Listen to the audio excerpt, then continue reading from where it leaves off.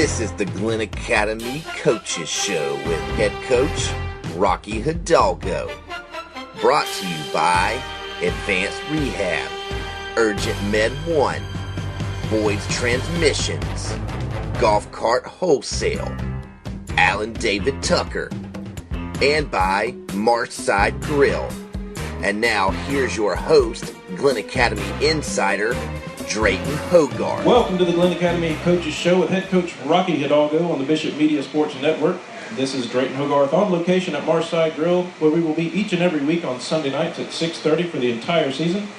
This segment of the Rocky Hidalgo Show is sponsored by Marshside Grill, Advanced Rehab, Urgent Med 1, Boyd's Transmissions, Golf Cart Wholesale, Alan David Tucker, and by ASP Pools. And now joining us, the head coach of the Glynn Academy Red Terrors, Rocky Hidalgo. Thank you, Drayton. Welcome, Coach. Congratulations on a great win Friday night against Statesboro High. Tremendous effort in all phases of the games. Tell us your thoughts from the game. It was. I think our kids went over. We kind of had a workmanlike effort. It was something. It's hard to hide. Your opponents nowadays, and Statesboro struggled this year, and they've had some kids who have been playing for them who are out with injuries, and it's really decimated their ability to go out and compete on Friday night. And with the kids with Huddle and the internet, the kids get that video. Coaches can't cut it and keep it from them like they could 15 years ago. So all in all, I'm happy with the way our kids went and played. I think we did a lot of good things in the game. I think our effort was really good. It's probably not the best game we played. It's not the worst game we played, but I think we went in there and we just had a very workmanlike attitude, very businesslike, went and did what we're supposed to do and got a big win. Right. Your offense accumulated, 475 yards of total offense, 343 on the ground, 132 in the air. Was that kind of what you were thinking coming into the game? Well, it's always you want to shoot for a bunch, so that's what we're gunning for. We felt like we'd be able to run the football on that watching film.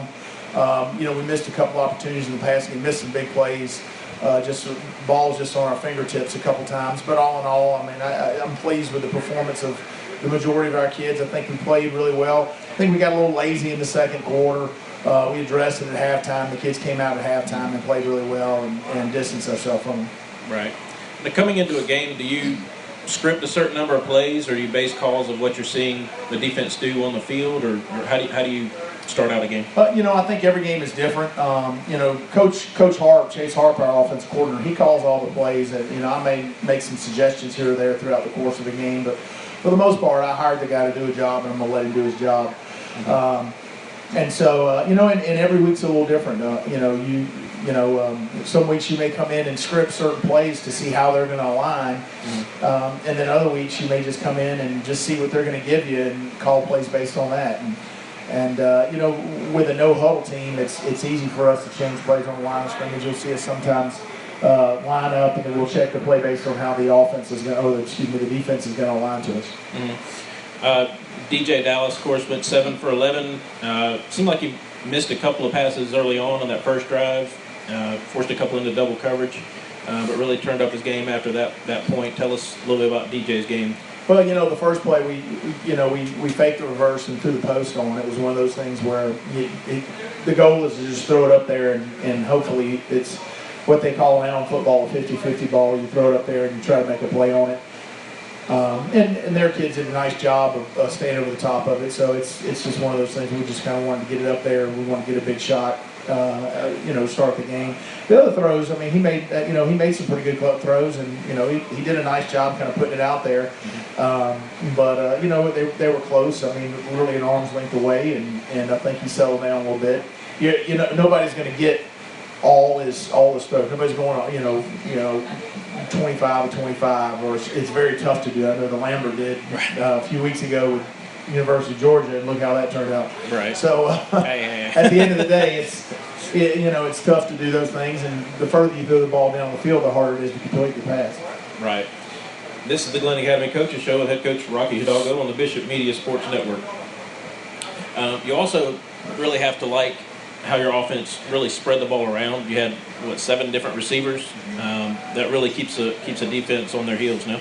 Well, and that's the nature of the spread offense. A lot of people believe the spread came from formations, the term spread, but that's really not where it came from. It came from spreading the football around and using a variety of threats. And that's what we really want to do. And you start to see this kind of as we get into the season more and more. We're working the ball over, throwing the ball more on the perimeter, quick passing game. I think, there were some times we had some 3rd and 6s, and our DJ and our kids really executed, picked up first downs very well. And Statesboro really packed the box against us. And other teams are going to do that, so we're going to have to make some plays throwing the ball. Yeah, was the long pass to Poppy Thomas, was that kind of the same pattern that was run earlier in the game? Yeah, it was a post pattern. We ran it off a little different action.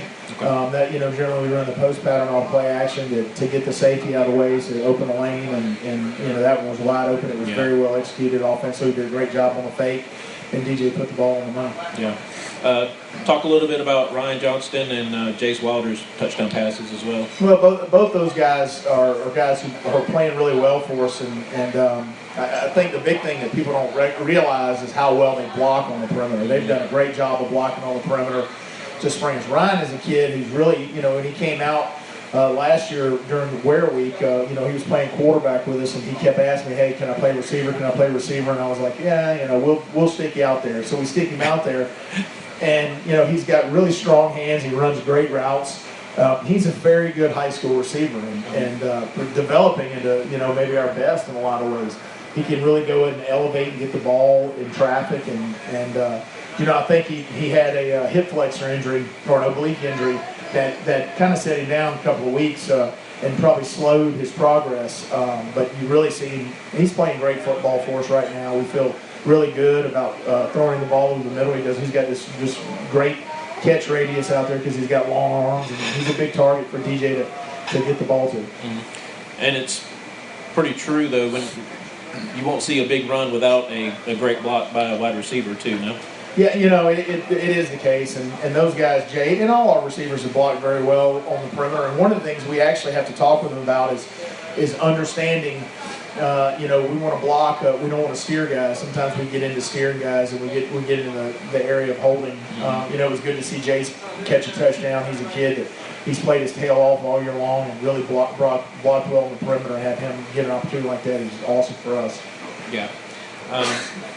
Speaking of the running game, it's good to see Garrison Hurd kind of get back into a little bit of a groove. How long does it usually take a running back to kind of get comfortable coming off a hand injury like he had? Well, I think the big thing is he's got to get up to game speed, and he did a lot of good things Friday night, and he's still not 100% on his reads.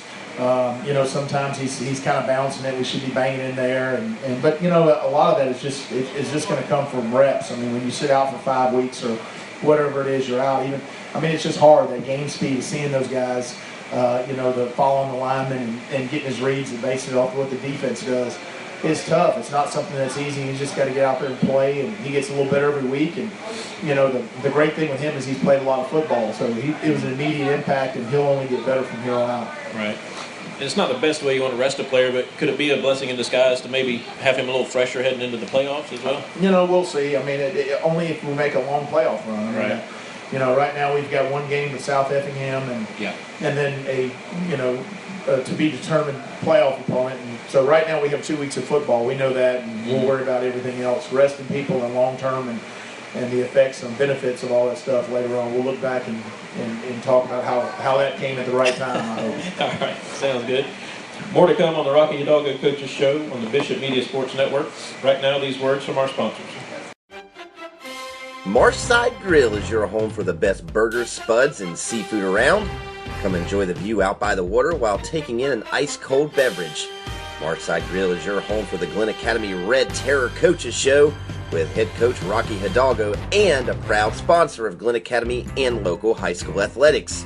So stop in any day or night of the week for the best view and atmosphere here in the Golden Isles. And also, check us out on Facebook. Go Terrors! That back won't stop aching or that knee won't stop throbbing? Your answer is Advanced Rehabilitation and their staff of professionals. Locations in Brunswick and on St. Simons for your convenience. Go to the place that is trusted by student athletes all over the Golden Isles as well as professional athletes. Advanced Rehabilitation specializes in neuro and orthopedics and will have you back in the game in no time. Find a clinic near you, physicaltherapygeorgia.com. Tired of waiting hours to get in and out of the ER or can't get in to see your doctor? The wait is over. Urgent Med 1 is a fully functioning urgent care clinic with highly trained professionals, on-site x-ray and labs that will get you in, out, and on with life. Open weekdays 9 a.m. to 9 p.m. and weekends 10 a.m. to 6 p.m. or sign in online with ZipPass. Located off exit 36B on Highway 341, look for that MASH Jeep with the big red cross out front, ERGENT Med 1. Drive a few minutes and save a few hours. Welcome back to the Glynn Academy Coaches Show with head coach Rocky Hidalgo on the Bishop Media Sports Network.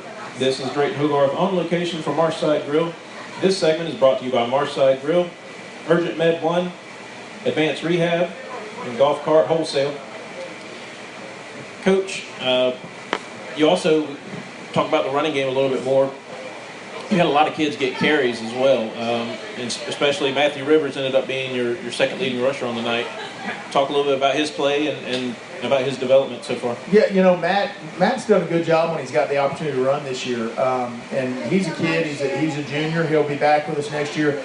He doesn't, you know, I give him a hard time about having an old man body. He doesn't look as athletic as he is, I guess is what I'm not trying to insult him when I say that, but Matt is really athletic. He does a great job reading the zone. He's a big heavy leg kid, so he's hard to bring down, and in what we do, I mean, he's really good at it. Does a nice job with it. He's filled in a few times throughout the year, and every time he's done it, you know, he's gotten in, he's moved the pile and got positive yards, and I think he'll be a big part of what we do next year. Mm-hmm. And of course, your offense doesn't go without the big guys up front. Talk a little bit about your offensive line's performance. Well, you know, I think again we can look at Frank Farrell and Kyle Larson did a nice job over on the left side, and again, you know, we're still developing over on our right side with Amari Cross and Michael Thomas and Zalante Hillary. They keep improving. Tommy Craig keeps getting better at center. I think the thing that I noticed with us is we continue to get more physical, and we're not having as many run-throughs, so you don't see as many negative plays. So that's exciting, and we were getting a lot of negative plays in the first part of the year. We're not giving up as many negative plays, so we're not in second 12, second 13 all day long, and that's, you know, that's a huge positive for our offense. All right. Stay ahead of the chain, so to speak. Yeah. Your defense was just a stellar Friday. I know you said you were concerned on last week's show about Statesboro's size and them just trying to pound and play ball control. How did you guys prevent that from happening? Well, you know, I think we did some good things. You know, we were not as I think our defensive line, we didn't squeeze and wrong shoulder the way we needed to on some traps, and they kind of creased us a couple times here. They wouldn't, you know, it's not like they ever necessarily threatened against us. But you know, we never want to play down to our opponent. And I think at times defense, you've got to play with a certain edge, and it's very emotional. It's much more so than offense. You have to be emotionally invested in what you're doing out there. We probably just a little, you know, I'm not going to say flat. I'm not saying that was the word, but we were probably a little business-like. We had a couple of defensive linemen who missed time because of stomach bugs, and that probably affected us. It's hard to. You know, people underestimate how important that practice time is, and you know, when you have a couple of guys miss a couple of days, you know, that affects you. But you know, we played a lot of young defensive linemen. I think probably 70% of the game we played Tyler Cleghorn, who's a sophomore, Devin Roberson, Tate Griffin. Those guys played probably the majority of the game on the defensive line. All three of those guys are back next year. Tavares Grant played a ton, got a lot of opportunities to get in there and play ball. Dorian Jenkins had a couple of sacks, and guys, people are going to see Dorian Jenkins' name start to pop up here. He's a kid that was playing running back when he moved to the defensive line, and he gives us fits in practice. Mm-hmm. You know, we're looking for ways to find ways to get him on the field because he's so dynamic and so athletic. And I think, you know, passing situations, people might start to see him running around and chasing quarterbacks down. I think, you know, he's got like 3 sacks, I think, this year, just in a little limited amount of time he's been on the field. Right. You're listening to the Rocky Hidalgo Coaches Show on the Bishop Media Sports Network. Only 7 first downs for Statesboro, 137 yards of total offense. Who was your standouts on the defensive side of the ball? I think we went to our secondary, and we wanted to make sure those guys played well this week. We gave up a couple of balls against Effingham the week before. We went back and really stressed some fundamentals. I thought they played well. I think our outside linebackers continue to get better. Preston Joseph, who is he's a heck of a high school football player. He played a nice game Friday night. So all in all, we had a lot of guys show up and play really well. I like the way we're playing. I think we've got to have a good week of practice this week, but. I like our kids, and I like the way they go out and they play good team defense. Right. And what was your assessment of your special teams in this game Friday? I think we covered very well on kickoffs. We had a couple of balls where August lifted and we had to run down and cover. We covered. Our coverage was very good. We fit on the ball very well. Obviously, I think our field goals and we were very solid. That we didn't have any major breakdowns. Still looking to kind of improve some things. We've got some things in the pocket. For hopefully if we ever need them in the kicking game, and we'll see if those things ever come out here. But hopefully we're up big in every game, and we never have to use any of those things. Right. I did notice there was a high number of penalties, 10 for 75 yards. Is there anything you're looking to clean up there, or is it just a product of being aggressive? Or well, some of it is we had a couple of holding penalties that was really about us steering people as opposed to blocking people. So we addressed that and talked to our kids about those things. I think the second quarter we were being real slow or lackadaisical getting up to the line of scrimmage, and we got a delay of game, and then we were trying to have an adjust on the perimeter of our alignments, and we got a motion penalty, 2 guys in motion. So we talked about that at halftime. We were snapping the ball at about 23 seconds in the second half. We were snapping at about 18, 19, which is a little better.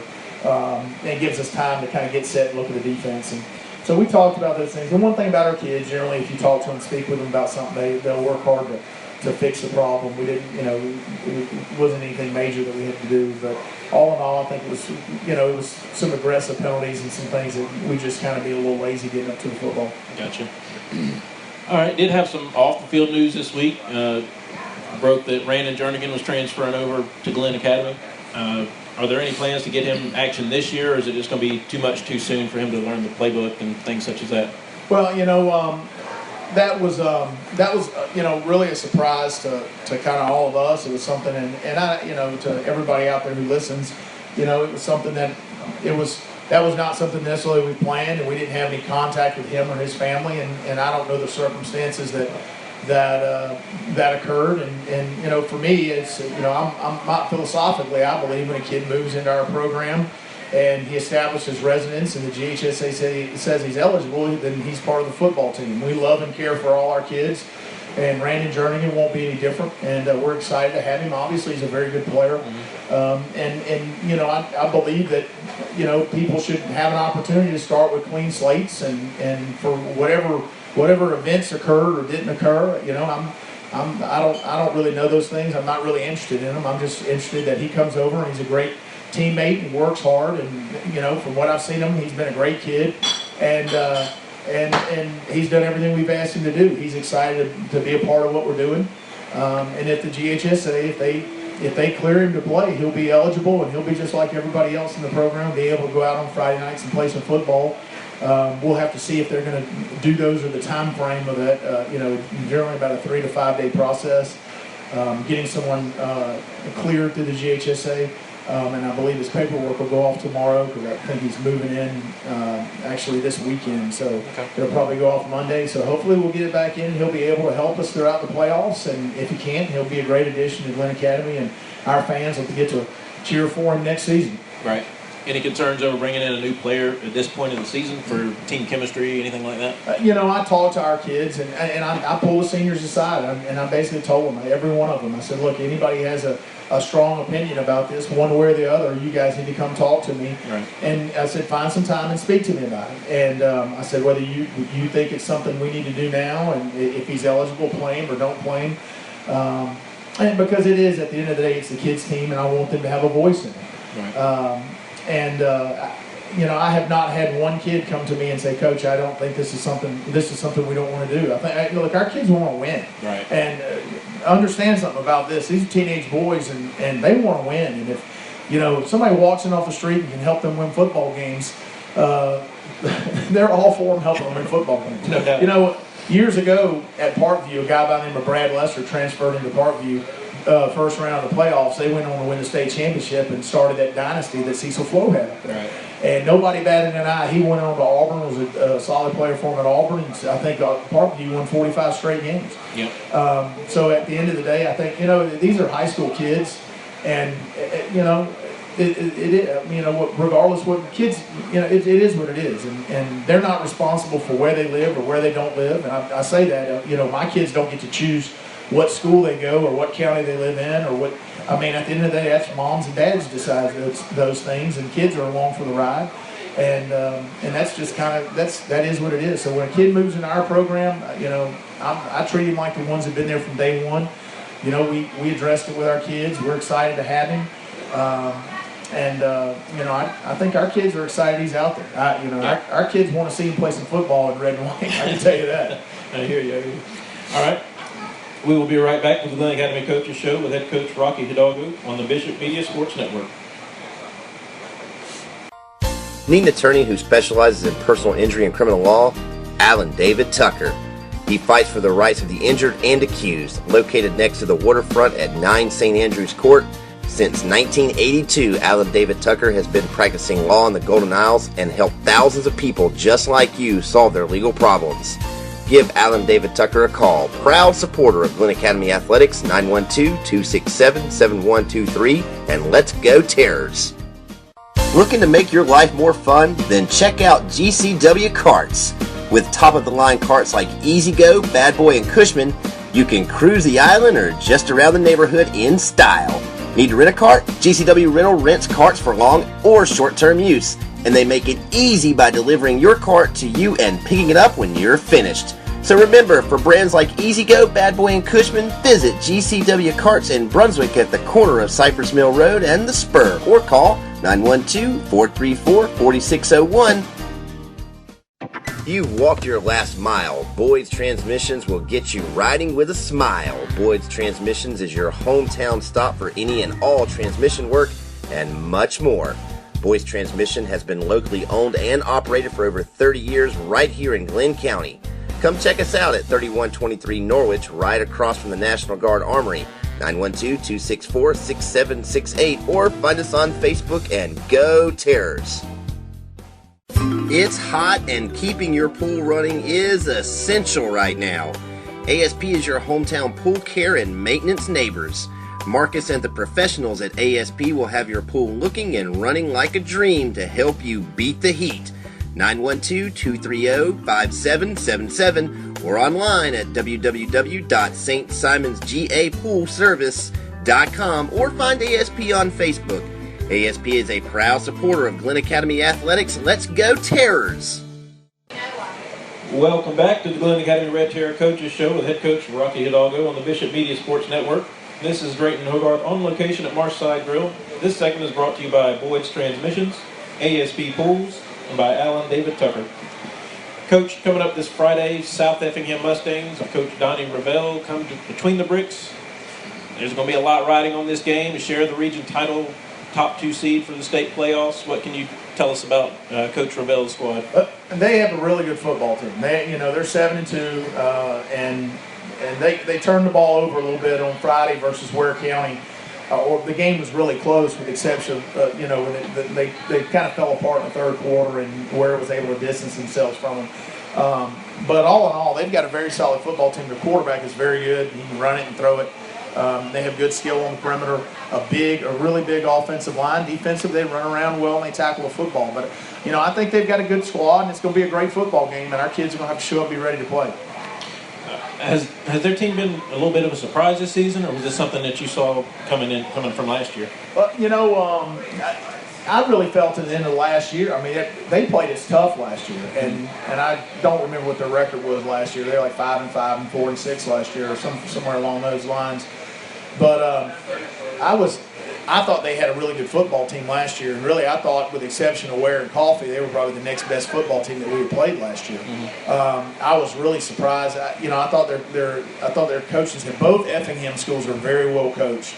I saw that last year, and you can see on tape that their kids played incredibly hard, and they get coached in practice. And they've got a great offensive scheme. Their offensive coordinator does a nice job with their kids, their pieces. He moves the ball around. And he makes it tough on defense. They score a lot of points. Do you feel like you'll have any trouble getting your team to maintain their focus at practice with so much riding on the game? We shouldn't, and it is. It's like I said, I'd say the same things over and over again. But we need to have a mature attitude about this, and we've got a lot to play for at senior night. We have a very good football team coming in here to play with a chance for our first region championship in 42 years. I mean, your hair ought to be on fire when you show up on Friday night with the opportunity to do those things. I think our kids will be ready to play, and we're gonna make sure that we coach the heck out of them this week at practice, and to ensure that they're over there and ready to get after it. Mm-hmm. What kind of offensive scheme do they run? They're very similar to what we run. You'll see them with 20 personnel, what I call 20 personnel. They have like a running back and a sniffer and 3 wide receivers. They run some read game and what people term RPOs, run pass options, where the quarterback will read a defender, and he'll either hand the ball off or he'll throw the ball out on a perimeter action, a pass out on the perimeter. So they do those things. They do a nice job of it. I mean, he does a good job of getting the ball on the perimeter. They've got some good players, and they'll get out there and get on the bubble and stick his foot in the ground and make some plays. So we've got to tackle well in space. And their offensive line, they've got a big offensive line. They get a belly on a belly, and their back's good. He crams it in there and pops some big plays. So it's going to be a good challenge for us defensively. And what about on the other side? What do they run? You'll see them in 4 down a bunch, and they're going to screw it down there and try to take away our running game. I can tell you that. Defensively, they've got some big kids who are athletic up front, but I think you'll see them try to pack the box with 8 guys and force us to get the ball and throw the ball out on the perimeter and try to take DJ away. So it's going to be a challenge for us on both sides. Right. And just real quick, how are we health-wise heading into this game? I think we're in good shape. I mean, obviously, we were able to kind of sit some guys a big portion of the game and play a lot of guys. I feel like we're in real good shape health-wise. Hopefully, this stomach bug that's kind of plagued us the last 2 weeks. A week ago it was the defensive backfield. We had 3 guys miss, and last week it was the defensive line. We had a couple guys miss. So hopefully that we'll get over those things and we can kind of really get after it and start playing great football. Right. This is the Glynn Academy Coaches Show with Rocky Hidalgo on the Bishop Media Sports Network. Coach, in this week's Coach 'em Up segment, I like to call it, can you coach us on the read option plays? You see pretty much every team run it no matter what style of offense that they're playing. What is it that the quarterback's looking for to decide whether to let the running back take the ball or to keep it? Well, there are a lot of variations in that. So you have, for us, for instance, things that we do. The basic read option started with the inside zone, off the inside zone, and it was instead of bringing another blocker into the backfield, people started to do this to handle an extra defender, because the defense always has one more than the offense because the quarterback just kind of handed off and stood there and watched. Well, teams put the quarterback in the run game, so initially they started reading the in-man line of scrimmage on the inside zone. Mm-hmm. And so if the in-man line of scrimmage closed or came flat down the line, he would keep it and run outside of him, almost like a sweep, I guess you would call it. Mm-hmm. And so that's initially how it started, and now it's progressed to people will read defensive ends, defensive tackles, nose guards. They'll read linebackers. They read players on the backside of the play, so they'll run the ball right and read the defensive end on the left, but they'll also read guys on the front side of the play. So they'll run like power read. If you watch Auburn, Auburn runs a lot of power read where they'll read the front side defensive end. If the defensive end squeezes, they'll hand the ball off, and the back will run outside. If the defensive end's up the field, the quarterback will keep the ball straight up the middle. Mm-hmm. They also run a variation of it off counter, which is essentially the same read, but they'll pull the guard and tackle, or the guard and the sniffer back, as they call him. So there's that has really developed over the last 12 to 15 years, and mostly probably a little longer than that, but really at the high school level. A lot of people think that football filters from the NFL down to high school, and that was probably the case 25 or 30 years ago. But really the case now is that everything filters up from the high school level. So you see college coaches, Gus Malzahn is one, and Chad Morris is another one, guys who are high school coaches, and they were innovative, and they moved up into the college ranks. So you see more and more of that now, because colleges are recognizing that, you know, some of the best football coaches in America are at the high school level, and that's where true innovation happens, you know, on the gridiron. Right. And on that play, is it both the quarterback and running back making a read, or is it strictly in the hands of the quarterback? So you basically have a mesh point, and the quarterback is making the read, and he's either giving the ball, and the running back doesn't know. He's expecting to get the football. He's either going to give the football or he's going to pull the ball. And actually, basically what the read has done is replace the triple option, which it's really not, it's kind of gone out of vogue in a lot of places, with the exception, you know, of the academies and Georgia Tech, who still run the triple. But what they've done with the read play is they've eliminated, and a lot of, they still do run the option off of it. You've seen us do it. Right. But what they do is they'll throw the ball on the perimeter. So instead of pitching the ball, they'll throw the ball on the perimeter on a bubble screen, or a quick sit route or something like that. So that's become the third phase of the option. So you've got the dive and the quarterback, and now the pitch with the pass off of it. We dabble in a little bit. I think we've run it a couple times. If people are familiar with Richmond Hill, they threw the ball on the perimeter 2 or 3 times against us, and that was essentially what they were doing. That's their pitch play off the read option. Gotcha. All right. Appreciate it. Well, good luck this Friday night. Go ahead and bring that region championship home to Glynn Academy. Thanks for joining us for the Glynn Academy Coaches Show with the Rocky Hidalgo on the Bishop Media Sports Network. Come out to Marshside Grill and join us every Sunday night at 6:30 for the Rocky Hidalgo Show. This is Drayton Hogarth, signing off.